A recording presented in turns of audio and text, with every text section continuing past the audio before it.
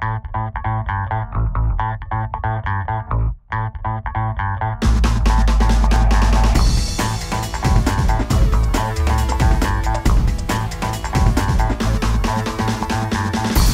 and welcome to Gately Stadium, where the Mount Carmel Caravan will be taking on the undefeated St. Rita Mustangs. Caravan coming off a big win against De La Salle. Jim, what can we look for in this big Catholic League matchup? First down and 10 at midfield. Here's Chris Soik on his first play from scrimmage. Good field position after the 3 and out. Soika drops back to pass, looking for Gasser on the curl, is complete at the first down marker, and he's got a little bit more. Jason Gasser. A minor point, Nico Rodriguez is back to kick the ball again for Mount Carmel. They had Tom O'Neill last game, and they've had Eric Calleros a couple games. How do you think that'll affect the kind of psyche of the whole team? Well, I think in talking with people involved with the game, we've been told that St. Rita has been implementing the Wildcat formation into their offense. So how can the Mount Carmel defend that kind of high-powered offense? Sure, than they were last time. But by the way, they were moving the ball last time. I don't think they'll have a problem. Soika runs option, keeps it himself once again, makes a cut down the right side of the field, past midfield, 40, 30, 20. Nobody's going to get him. Chris Soika has another touchdown for Mount Carmel. Nothing but green. Or to possibly the make or break event for your Mount Carmel Caravan here at Gately Stadium in these rainy conditions. Let's see if the Caravan can step up to the challenge here. An exciting game of Catholic League football coming your way. And thanks to his left. Soika gives up the middle. There goes Michael Banks into the open field. Breaks one tackle, breaks two. The 10, the 5, touchdown Mount Carmel. Welcome to the CBN halftime show here at Gately Stadium, where the Mount Carmel Caravan are down to the undefeated St. Rita Mustangs 26-10. Jim, what are some thoughts from the first half?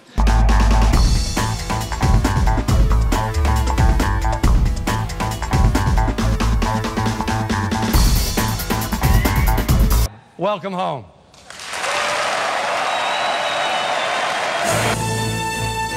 Hello, Mount Carmel. Welcome to CBN, the Caravan Broadcast Network. I'm Jack McKenna, sitting down with Donovan McNabb, NFL superstar quarterback and Mount Carmel graduate of 1994. Donovan, we have a few questions from the student body regarding how to survive a day at Mount Carmel.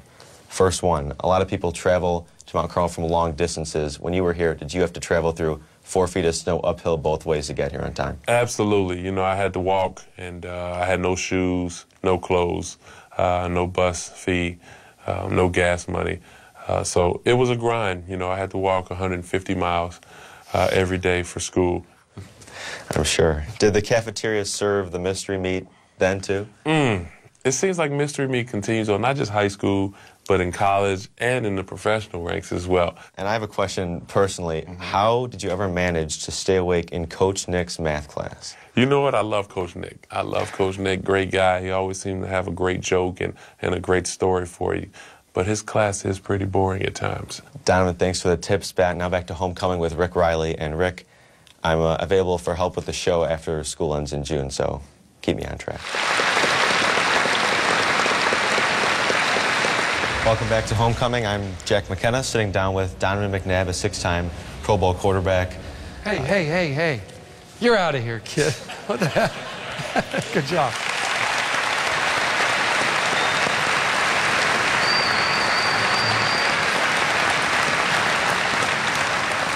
That kid's pretty good, too. Scary.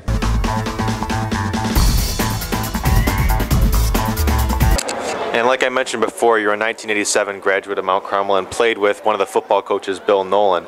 Do you have any advice to any current Mount Carmel students on how to survive their time at Mount Carmel and how to come out of there with the most that they can? Well, the thing...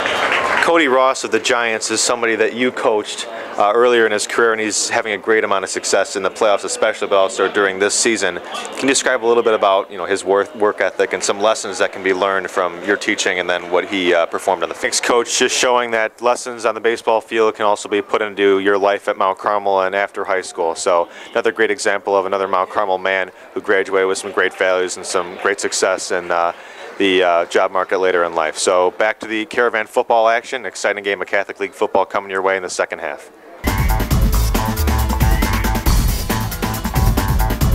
And along those same lines, you brought the Stanley Cup back to Mount Carmel when you won it, and you also have a scholarship for the students of Mount Carmel. What does it mean to you to be a lasting part of the Mount Carmel tradition? My second year there. And what would you say to a student who's considering attending Mount Carmel? What kind of impact has it had in your life?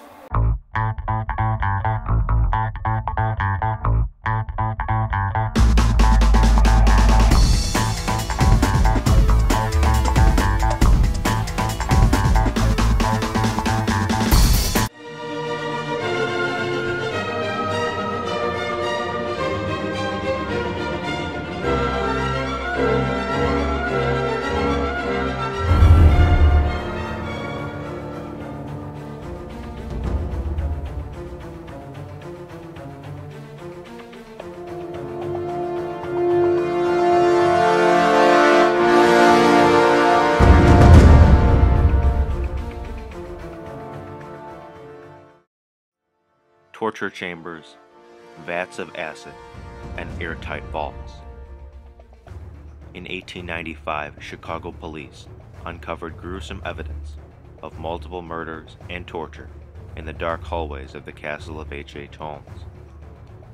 Using the facade of an intelligent doctor, loving family man, and personable salesman, H.H. Holmes constructed his murder castle for the sole purpose of capturing, killing, and disposing of the bodies of newcomers to the Columbian Exposition of 1893.